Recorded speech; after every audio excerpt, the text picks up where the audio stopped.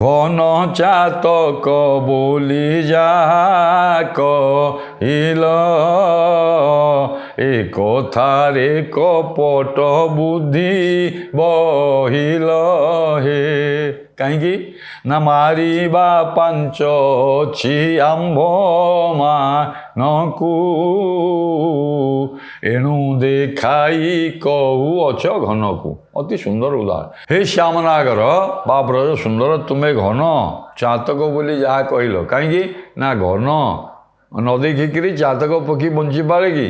ସେ ତ ପୃଥିବୀର ଜଳ ପାନ କରେନି। ହଁ, ଏହା ସତ୍ୟ। କାହିଁକି ନା ଏ କଥାରେ କପଟ ବୁଦ୍ଧି ପାଞ୍ଚିଲ। ଏ କଥା ଯେ ତୁମେ ଆମକୁ ଦେଖେଇକିରି ସତ କଥା କହିଲ ସେ କଥା ନୁହଁ। ଆମକୁ ଲାଗୁଛି ଏଇଟା ଗୋଟେ ଛଳନା କଲ। କାହିଁକି ନା ମାରିବା ପାଞ୍ଚ ଅଛି ଆମ୍ଭମାନଙ୍କୁ।